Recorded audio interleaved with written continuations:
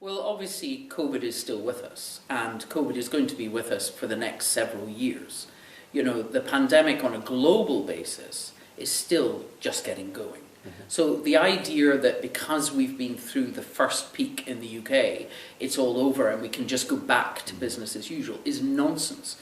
And I think that's what's disappointing about some of the decisions in Westminster, is it's been pushing people back into offices, trying to say, it's all over, forget about it now, go back to normal. Well, we can't.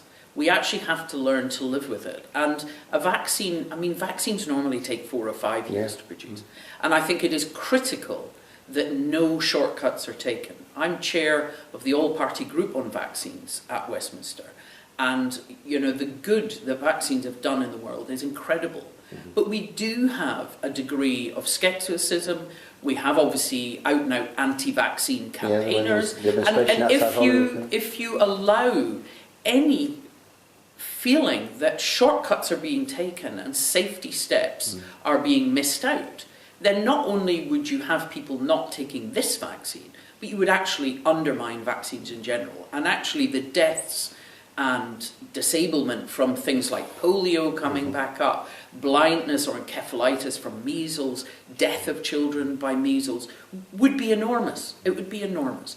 And therefore it is absolutely critical that we allow the time for the vaccines to be put through their paces. Now, one of the things I find disappointing is that as well as the kind of vaccine nationalism we're seeing around purchasing vaccines, we're also seeing it in research. Whereas what the world should be doing through WHO is looking at the kind of 100 or so possible vaccine candidates and then working out what are the 10 or 12 best. And then let's get everyone working on them.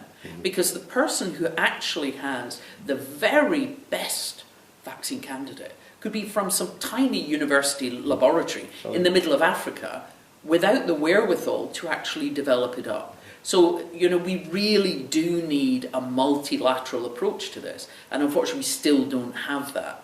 So the vaccine is certainly not going to be here before next winter at the absolute earliest. And even that is an accelerated timescale. So to me, right now, we actually have to learn, how do we get as close to normal as we can? And what are the things that we need to do to allow that? And some of that is face coverings are very important.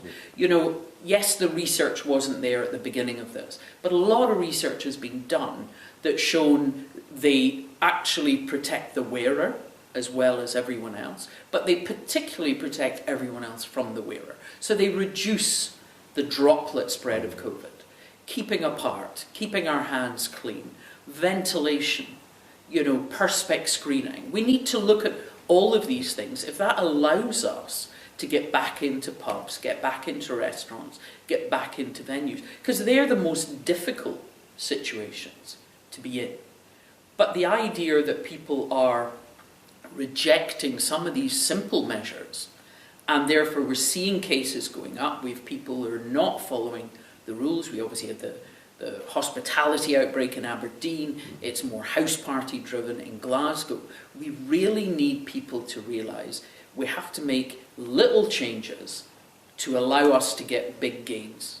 And I find it staggering that people have forgotten the death numbers that were being announced during April and May, that people are not thinking of those who've lost a loved one, and that people are forgetting that we were literally all stuck in our houses for a couple of months. So, you know, let's not go back there. Let's follow this. But it isn't gone. It is exactly here. And it is incredibly infectious. You know, SARS-1, which happened in 2002, and many of us remember the horrific video and narratives that were coming from Asia, is the thing about that was it had a much higher death rate. It killed about 1 in 10. But you only became infectious after you had symptoms. So by then you were already quite unwell, you were in bed, everyone could see what you had, they were all being careful. What is lethal about COVID that we're dealing with is you become infectious about 2 days before you have symptoms. So you're quite innocent, you have no idea that you are spreading it, either to your loved ones or your neighbours. And that's why we have to all follow these rules all the time, because we simply don't know that we're carrying it. And the death rate is much less, but that greater ability to infect people means that the number of deaths is enormous. I mean, about 8,000 people died from SARS-CoV-1.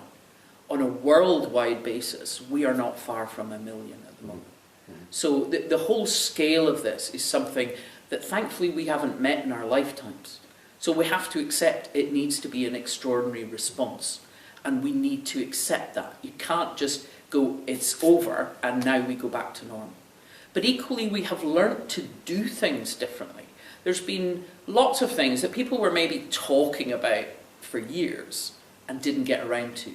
And suddenly they happened within weeks, within councils, within the health service, within businesses. You know, home working has gone up from 12 to 44%.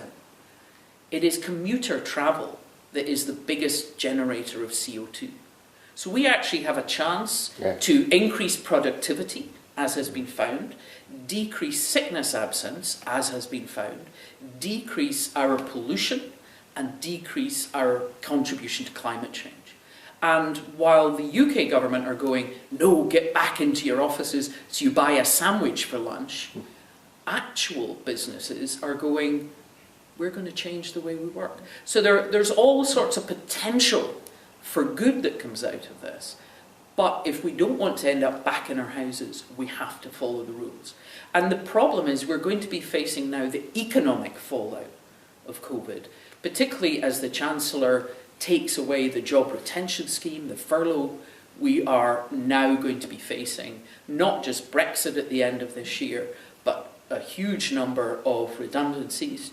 And the problem with that is we're going to have to rebuild. So our economy, our society, and our personal lives have all been brought to a shuddering halt. And my argument would be, let's not build back to what we had before, where we were just eating the planet.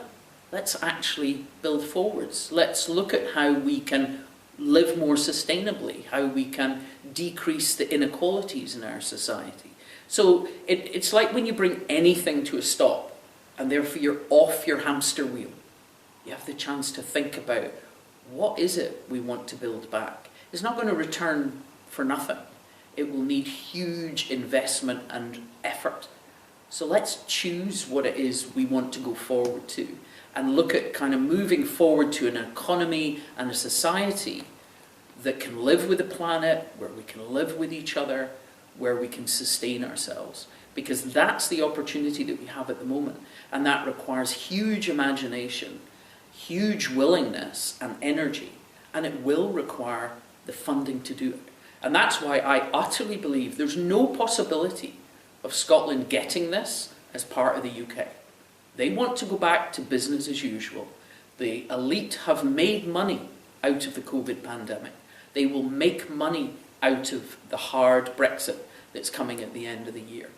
And if we're strapped onto that, there's no chance of us doing something differently, particularly not when our parliament is being unravelled. The parliament that gives us the baby box and early learning and free tuition and free personal care. These are things, many of them not available elsewhere in the UK, that people value, whether they support independence or not at the moment. They value what our parliament has given to them. And I absolutely believe if we don't go forwards so that Scotland is utterly in the hands of the people of Scotland, then we're going to be going backwards. We're going to be heading back to what we experienced in the 80s, where Mrs. Thatcher was able to just tear through Scotland and lay down her destructive policies. And this time it will be Boris Johnson in the driving seat.